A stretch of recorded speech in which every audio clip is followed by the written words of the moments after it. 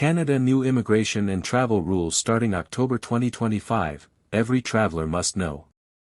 A shift you can't ignore. What if I told you that by October 2025, your plan to visit Canada might face entirely new rules, new permits, new scrutiny, even new cancellations, no matter how good your documents are today?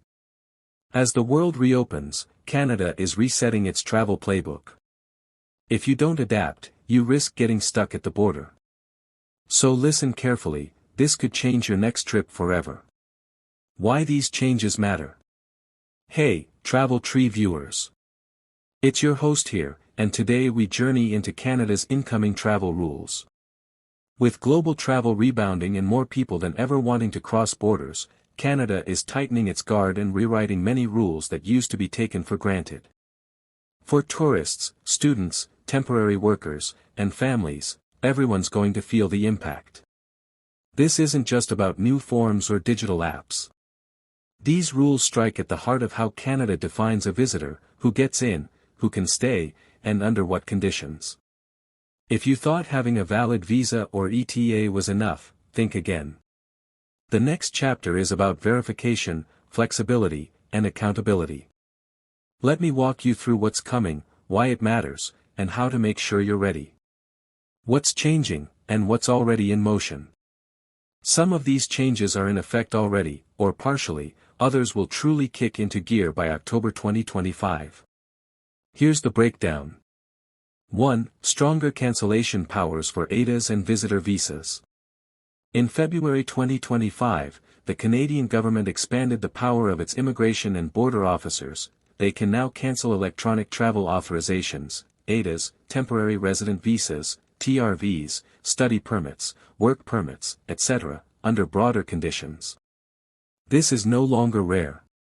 If at border entry an officer concludes that your circumstances have changed, if they doubt you'll leave on time, if new information surfaces, or if you've violated some condition, they can revoke your authorization on the spot. Even documents issued earlier may be retroactively cancelled. What that means for you: don't assume visa in hand equals free entry. Be consistent from application to arrival, truthful in all disclosures, and ready for deeper inspection. 2. End of COVID restrictions, a return to normal, with new rules.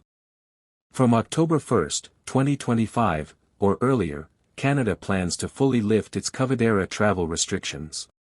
No more mandatory proof of vaccination or testing for entry. Quarantine/isolation no longer required. No more health checks or masking requirements on flights or trains. The ArriveCAN app's mandatory health/travel reporting will also be optional, though some features may remain.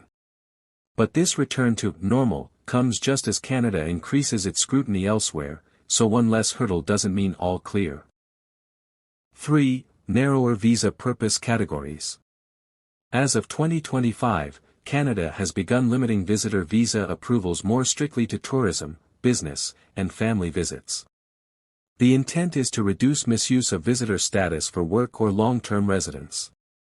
If your real purpose is something else, such as working, caregiving, long-term study, or moving to Canada over time, you may find the visitor path blocked more firmly than before. 4. More frequent secondary inspections and border scrutiny. According to immigration commentary and insider policy leaks, Canada is stepping up secondary inspections, that is, pulling more newcomers aside for deeper questioning, document scans, device checks, and verification. If you have a complex travel history, cross multiple countries, gaps in employment, or prior visa issues, the possibility of being called to the side increases. 5. Digital entry permits and biometric records, proposed and speculated. Some policy analysts predict new digital permit systems, requiring travelers to apply for online authorization well before travel, with advanced document uploads and biometric screening, fingerprints, facial scans, in some visa categories. Though not universally confirmed, travelers should be prepared for new forms of identity checks and verify whether their status or country is targeted for biometric capture. 6. Temporary measures for disaster/emergency situations. Because of wildfires in 2025, Canada is offering special relief measures, for people whose immigration or travel documents were lost or destroyed, and those whose status was disrupted. These measures run through November 30, 2025. So if you were caught by natural disaster and lost your passport or visa, there's a path to restore your status or documents. Why Canada is doing it, the strategic logic. Why so many changes, and so suddenly? Travel trees take. Border integrity and security. With more travelers, it's harder to spot misuse. Cancellation powers and biometric data help close loopholes.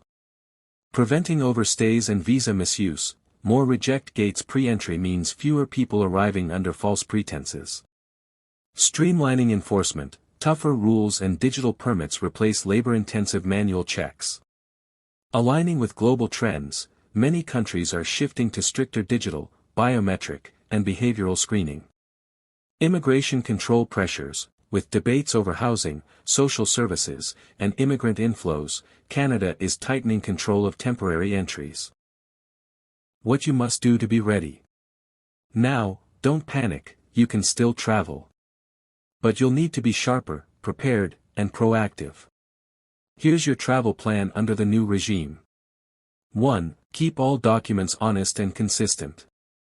Don't inflate your funds, job status, or travel plans.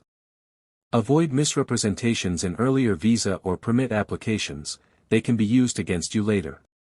If your status, job, or circumstances have changed since your visa was issued, be ready to explain. 2. Pre-travel checks and biometric prep. Stay informed whether your visa class will require enhanced biometric screening. If digital entry or permit systems are introduced, apply early, weeks or months ahead. Be sure your passport is valid well beyond your return date, 6 months or more is safer. 3. Expect and prepare for secondary inspection. Be ready with proof, bank statements, employment letters, travel plans, onward tickets. Keep digital and paper copies of all documents. Be patient, respectful, and clear in your border interviews. 4. Choose the right visa path for your purpose. If your intent is anything beyond a short visit, e.g. work, study, extended stay, apply under the correct visa/permit, don't try to squeeze it into a visitor visa. If your visa is narrowly defined, tourist, business, family, make sure your stated purpose aligns. 5. Cover yourself with travel and visa insurance. As cancellation powers expand, documents may get revoked. Having insurance that covers visa/permit loss or cancellation is smart. Also get travel medical insurance, not mandatory for all, but highly recommended. 6. Monitor official websites and government notices. IRCC and Canada's government sites will post final rules, updates, and region-specific exceptions. Sign up for immigration newsletter updates or alerts from your local embassy. Check visa application centers and consulate announcements. Sample scenarios, what to expect. Let me walk you through a couple of hypothetical traveler stories so you see how this plays out in real life. Scenario A, tourist from country A, visa exempt/ETA country. You normally enter Canada by air using an ETA. Starting October, border officers may double-check whether your purpose is truly tourism, that you have funds, or that your biography was stable. If they doubt your intent, your ETA could be revoked at that moment and entry denied. Scenario B, visitor with TRV from country B. You came early, got your temporary resident visa, TRV, approved for 6 months. But over time, your job status changed. At arrival you may be asked to prove your ties, explain your stability, or even justify your ability to leave Canada when your visa ends. If authorities are not convinced, your visa could be cancelled.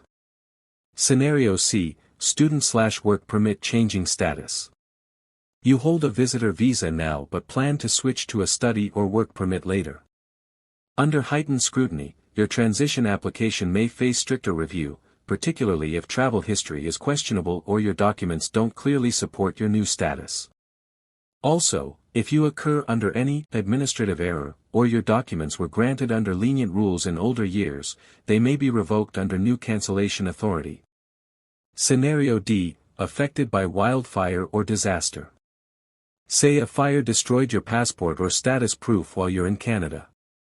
Under special emergency measures, you can apply for replacement or status restoration without normal fees, through November 30, 2025. Final word, how to think forward. These changes are big. They signal that Canada is moving from a relatively open, document-based visitor regime toward a more behavioral and intent-based model. Your posture as a traveler must evolve: less assumption, more justification; less casual travel, more pre-planning. If you're watching this now, act early. Don't wait until your travel is 1 week away. Register for alerts, review your documents, tighten your story, and understand that entry is no longer a guarantee, it's a responsibility you must validate every step. Drop your country in the comments, I'll help you map exactly what these changes mean for your specific visa or trip. Travel safely, prepare wisely, and stick with Travel Tree as your guide to this new chapter of Canadian travel.